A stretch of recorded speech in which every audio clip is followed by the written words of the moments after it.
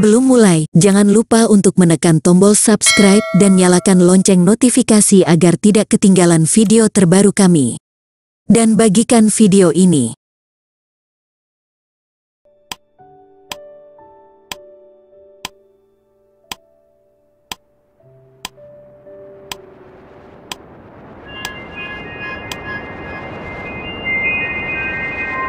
Senja tanggal 21 September tahun 1970, suasana jalan di pinggiran Yogyakarta masih sangat sepi di masa itu.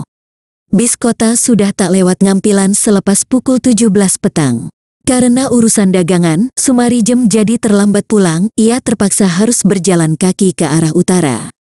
Lalu belok kanan lewat Jalan Patuk menuju Jalan Ngupasan. Sumarijem berjalan dengan rasa was-was di hari menjelang gelap itu. Ketika melintas di timur asrama polisi Patuk, tiba-tiba sebuah mobil hampir menyerempet dan berhenti di dekatnya. Tampak olehnya pemuda-pemuda gondrong turun dari mobil itu dan dengan paksa menarik Sumarijem untuk masuk ke mobil.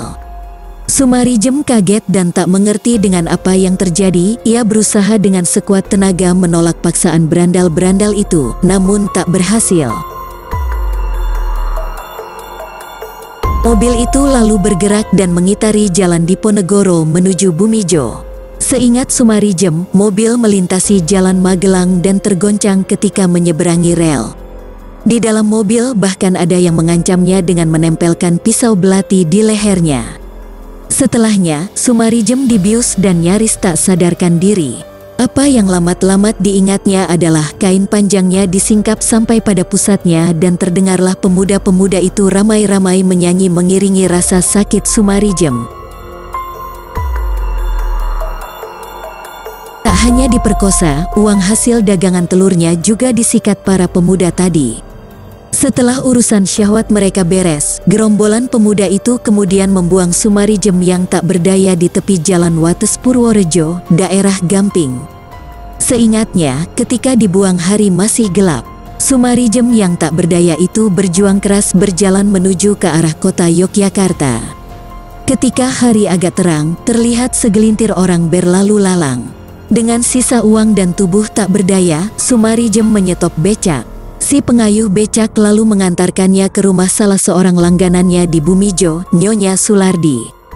Sumarijem menangis. Pagi itu, keadaan Sumarijem sangat menyedihkan, kaki dan kainnya berlumuran darah. Isak tangisnya sampai ke telinga tetangga Nyonya Sulardi. Kebetulan, Nyonya Sulardi bertetangga dekat dengan Tut Sugijarto, wartawan Minggu Pagi. Pada pukul 6 tanggal 22 September tahun 1970, Tut segera menghubungi rekannya, Imam Sutrisno, wartawan Kedaulatan Rakyat. Imam segera melapor ke unit polisi militer, Denpom 72. Begitu anggota PM datang dan menyaksikan derita Sumarijem, tak menunggu lama mereka membawanya ke rumah sakit Bethesda. Ketika dibawa ke rumah sakit karena melewati Jalan Patuk, Sumarijem menunjukkan tempatnya diculik para pemuda gondrong malam sebelumnya. Lalu, gegerlah apa yang menimpa Sumarijem. Orang kemudian mengenalnya sebagai Sum Kuning. Koran-koran di Yogyakarta, bahkan di luar Yogyakarta, ramai membicarakannya.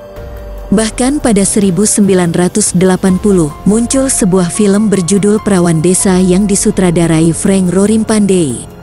Si perawan desa yang jadi korban itu dinamai Sumirah. Dalam film itu dikisahkan nasibnya 11-12 dengan Sum Kuning. Kasus Sum disidangkan di Pengadilan Negeri Yogyakarta. Sidang perdana yang ganjil ini tertutup untuk wartawan. Belakangan polisi menghadirkan penjual bakso bernama Trimo.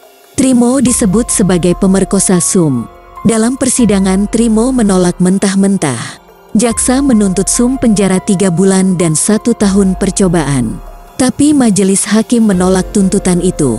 Dalam putusan, Hakim Ketua Lamijah Muljarto menyatakan Sum tak terbukti memberikan keterangan palsu. Karena itu Sum harus dibebaskan. Dalam putusan hakim dibeberkan pula nestapa Sum selama ditahan polisi. Dianiaya, tak diberi obat saat sakit dan dipaksa mengakui berhubungan badan dengan Trimo, sang penjual bakso. Hakim juga membeberkan Trimo dianiaya saat diperiksa polisi.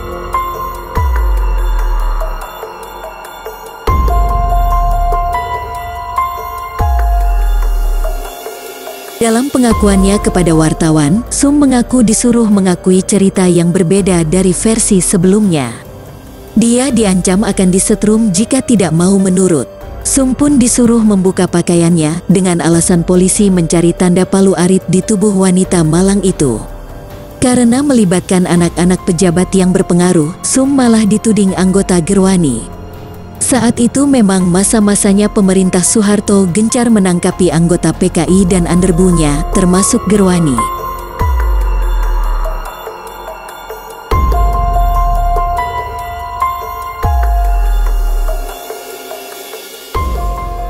Kapolri saat itu, Jenderal Hugeng, terus memantau perkembangan kasus ini. Sehari setelah vonis bebas Sum, Hugeng memanggil Komandan Polisi Yogyakarta AKBP Indra Joto dan Kapolda Jawa Tengah Kombes Suswono.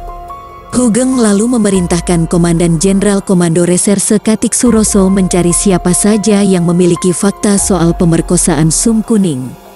Hugeng membentuk tim khusus untuk menangani kasus ini. Namanya Tim Pemeriksa Sum Kuning, dibentuk Januari tahun 1971. Kasus Sum Kuning terus membesar seperti bola salju. Sejumlah pejabat polisi dan Yogyakarta yang anaknya disebut terlibat membantah lewat media massa. Belakangan Presiden Soeharto sampai turun tangan menghentikan kasus Sum Kuning. Dalam pertemuan di istana, Soeharto memerintahkan kasus ini ditangani oleh tim pemeriksa pusat Kopkamtib. Hal ini dinilai luar biasa. Kopkamtib adalah lembaga negara yang menangani masalah politik luar biasa. Masalah keamanan yang dianggap membahayakan negara. Kenapa kasus perkosaan ini sampai ditangani Kopkamtib?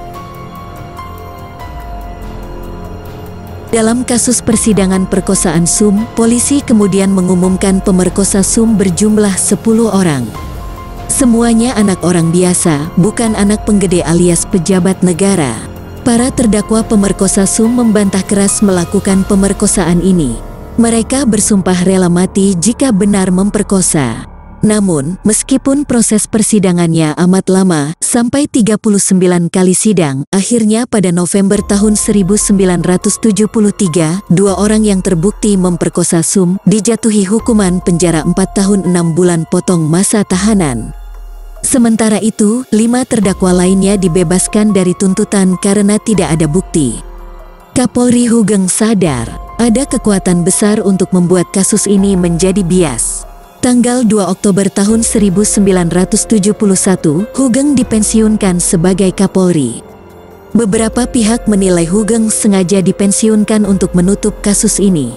Sum sendiri kemudian bekerja di rumah sakit tentara di Semarang. Dia kemudian menikah dengan seorang pria yang sudah dikenalnya saat masih dirawat.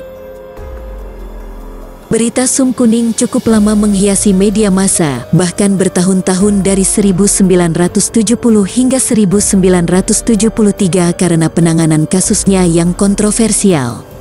Karena menjadi sorotan masyarakat dan juga mendapat tekanan dari pihak media, kasus ini yang di tahap awal persidangannya dilakukan secara tertutup, akhirnya dilakukan secara terbuka. Tapi tetap saja masih banyak hal yang menjadi misteri di balik kasus Sum Kuning.